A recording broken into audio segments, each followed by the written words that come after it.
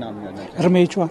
चौहान साहब, ये समझना चाहेंगे जो ओल्ड पेंशन हिमाचल प्रदेश में बिगिन हुई है, मुख्यमंत्री का एक बयान आया है, वो कह रहे हैं कि जो ओल्ड पेंशन स्कीम हुई है उसका काफ़ी बेनिफिट हुआ है। सच्चाई की हमेशा जीत होती है। जिन लोगों को 5,000 रुपये तक मिलना था उनको 50,000 रुपये तक का बेनिफिट मिलता है। हमने पेंशन स्कीम लागू करके पेंशनर्स को काफ़ी बेनिफिट दिया है। क्या स्थिति है पेंशन स्कीम? ओल्ड पेंशन के बारे में तो मेरे को इतनी जानकारी है नहीं है, पर जो लोग से मैंने सुना है वो बोलते हैं अभी ओल्ड पेंशन स्कीम भी पूरी तरह से लागू नहीं हुई है, क्योंकि जो पैसा उनका एम्प्लॉयज़ का दिल्ली में वो पुरानी उस पेंशन में जमा हुआ है वो अभी वो इनको वापस नहीं मिल रहा है। और दूसरी बात, जो ऑलरेडी पेंशनर है उनके तो हाल ही बुरे हैं। उनको 16 से 22-21 तक का एरियल नहीं मिला, डीए नहीं मिल रहा। डीए की अभी किस्त दी, 2 किस्तें दी इसने अपने उसमें ना, उसका एरियर गायब कर दिया, सारा एरियर कुछ नहीं मिल रहा।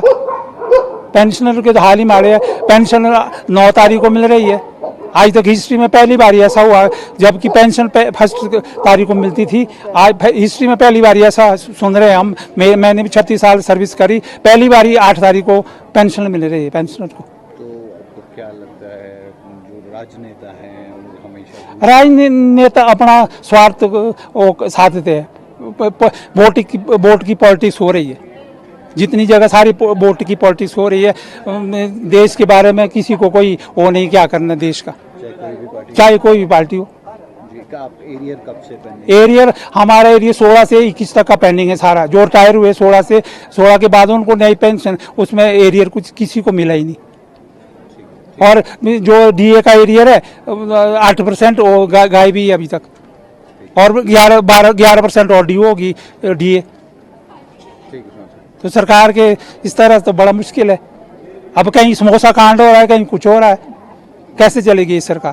ठीक है सर, थैंक यू। करण जी, हम समझना चाहेंगे, मुख्यमंत्री ने कहा है हिमाचल प्रदेश के कि जो सच्चाई होती है हमेशा उसकी जीत होती है। हमने सच बोला है, ओल्ड पेंशन स्कीम इम्प्लीमेंट की है। जो लोग जिनको पहले न्यू पेंशन स्कीम में 5,000 रुपये मिलने थे उनको 50,000 रुपये मिलेंगे। इतना बेनिफिट हुआ है। हम लोगों के लिए, जनता के लिए काम कर रहे हैं। देखिए, कांग्रेस की सरकार केवल पब्लिसिटी स्टंट में विश्वास रखती है।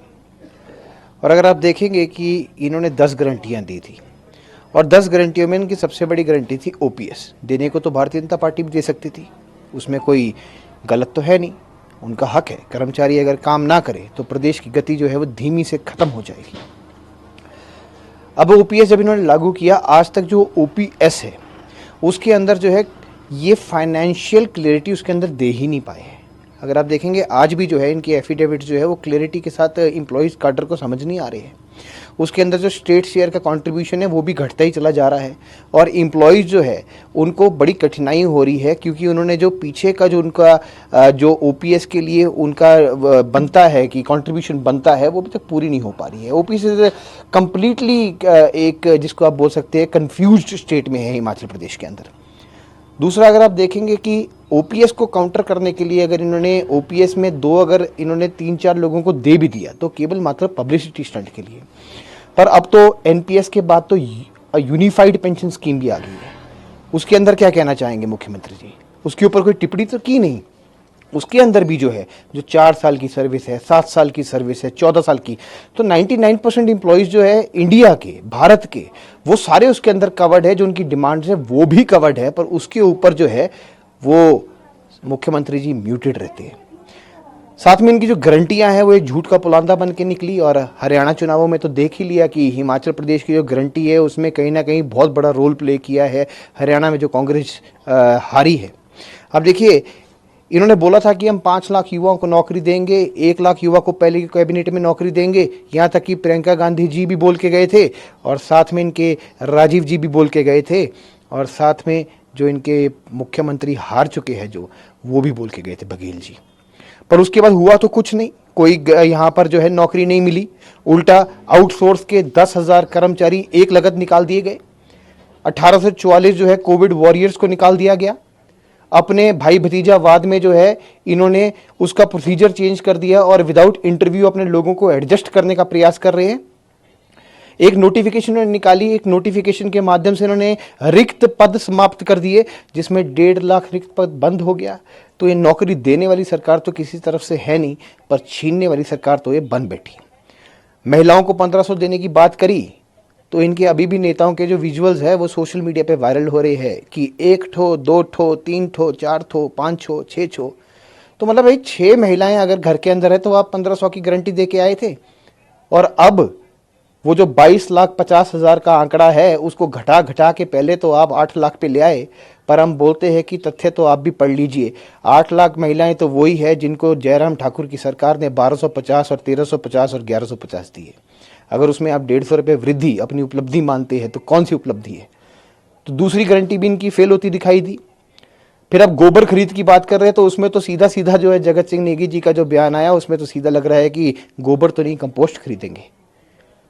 अब किसान जो है वो दूध के दाम अपने खुद तय करेगा, वो भी कुछ नहीं हो पाया। किसान अपनी फसल का दाम तय करेगा। एप्पल सीजन निकल गया, अनेकों सीजन चल रहे हैं, पर सबसे ज्यादा बेनिफिट तो शिवा योजना का ही हुआ है हिमाचल प्रदेश को, इनकी किसी योजना को नहीं हुआ। यहाँ पर तो जो प्राकृतिक खेती चल रही थी, जो यहाँ हिमाचल प्रदेश में चल रही थी, उसको भी इन्होंने खत्म करने का प्रयास कर दिया। केवल मात्र जो है उद्घाटन, शिलान्यास और नाम बदलने से जो है राजनीति नहीं बदल जाती मुख्यमंत्री जी। ओपीएस में जो इन्होंने एफिडेविट दिया है, अगर आपने पढ़ा होगा तो उसके अंदर जो चयन है वो लोग कर ही नहीं पा रहे हैं। और अब तो ऐसे ऐसे आला कमान इनके बड़े बड़े आईएएस और एचएएस अधिकारी है जो यूनिफाइड पेंशन स्कीम की तरफ जा रहे हैं। तो ये उपलब्धि नहीं है कोई सरकार की। ये सरकार जो है ये केवल मिसमैनेजमेंट, कुप्रबंधन की सरकार बन के रह गई है। इनको ना पता लगता है कि इनके खाते में कितने पैसे आ रहे हैं या जा रहे हैं। केवल मात्र व्यवस्था परिवर्तन का नारा देकर जनता को गुमराह करते थे और व्यवस्था परिवर्तन के नाम पर कर्मचारी वर्ग को ठग रहे हैं। अगर आप देखेंगे तो एरियर ड्यू है, कर्मचारी सड़कों पर है। आप शिमला में चौड़ा मैदान में जाइए तो वहां भी कर्मचारी जो है वो बैठा हुआ है धरना प्रदर्शन पे। बच्चों को पढ़ाई नहीं हो पा रही है क्योंकि जो है इनके कर्मचारी काम नहीं कर रहे हैं। आप देखेंगे कि कर्मचारियों को जो भी बेनिफिट्स मिलते थे ये कागजों में तो करने का प्रयास करते हैं पर खातों तक तो पहुंच नहीं पा रहा है। आज जो है वो कर्मचारी जो है वो कंफ्यूज्ड स्टेट में है। सचिवालय में जो प्रकंड हुआ आप उसको देखेंगे किस प्रकार से इन्होंने मेमो काट दी कर्मचारियों के लिए। तो ये कर्मचारियों के जो है ये हमदर्द बिना फिरे क्यों फिर रहे हैं ये समझ नहीं आ रहा है। जहाँ ये कर्मचारियों की कमर तोड़ने पर लगे हैं। आज भी कर्मचारी परेशान है, आज भी कर्मचारी जो है वो कंफ्यूज्ड है, आज भी कर्मचारी अपना हक मांग रहा है। यहाँ तक कि जो दृष्टि बाधित कर्मचारी है उन संघ से भी मिलने का वो समय नहीं देते। तो कैसे मुख्यमंत्री है जिनका पत्थर दिल है। ये मुख्यमंत्री किसी काम के नहीं है। आप रिजाइन दे दीजिए, नहीं तो जनता ही आपको रुखसत कर देगी। आपका नाम जानना चाहेंगे sir? SM Kochhar, Kochar retired architect. साहब, हम समझना चाहेंगे हिमाचल प्रदेश के मुख्यमंत्री ने एक बयान दिया है जिसमें उन्होंने कहा है कि ओल्ड पेंशन स्कीम इम्प्लीमेंटेशन से बहुत बेनिफिट हुआ है। जिनको एनपीएस में 5,000 रुपये मिलना था अब उनको कम से कम 50,000 रुपये मिलेगा।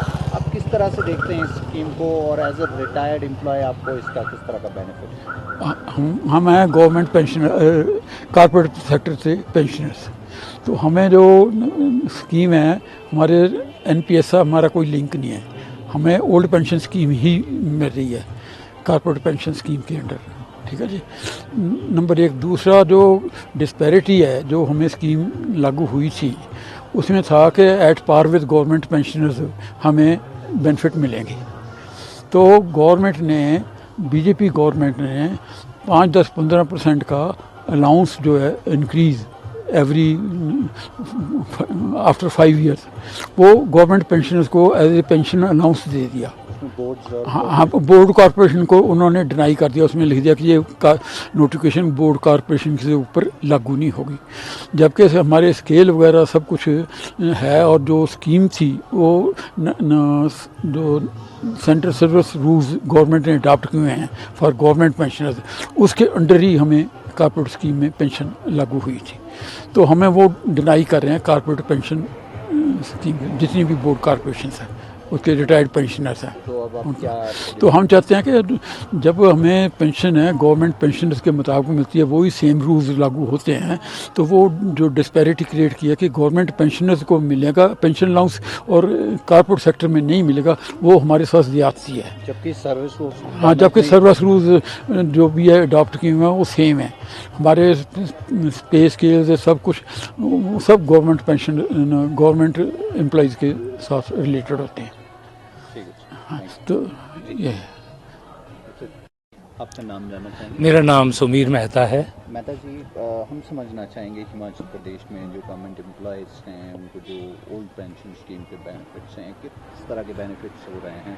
सीएम का एक बयान भी आया कि हमने जो बोला था वी हैव फुलफिल्ड इट, अगर किसी को 5,000 रुपये मिलना था एनपीएस के अंडर, आज वो 50,000 लेगा after getting old pension scheme. आप किस तरह से देखते हैं इस पर? सबसे पहले तो मैं गवर्नमेंट के इस डिसीजन को अपलॉड करता हूं कि उन्होंने पेंशनर्स के बारे में सोचा है।